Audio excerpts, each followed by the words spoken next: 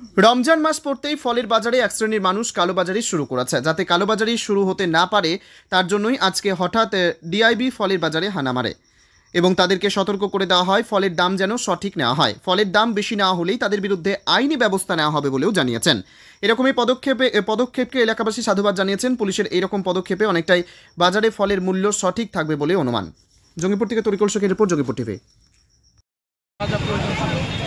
দাম কি বেশি মনে হলো বাজার থেকে?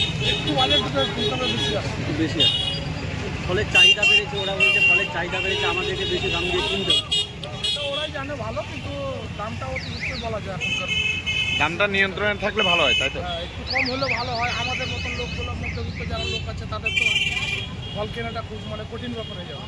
আর এই রমজান মাসের ফল লাগেই মানুষের, অবশ্যই ফল না হলে সারা বছরই লাগে, কিন্তু এই মাসে রমজান মাসে বেশি লাগে। ফল না হলে আমাদের হবেও না, তবে ফল লাগবে।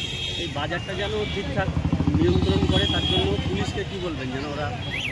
প্রশাসন যেন ধ্যান রাখে, এটা যেন কেউ আর বাড়তি না হলে তো করে, যা আছে কমের মধ্যে রাখার চেষ্টা করে। এটা আমাদের প্রশাসনের কাছে দাবি। আপনার নাম? আমার নাম ওইদুল শেখ। কোথায় বাড়ি? আমার বাড়ি সেই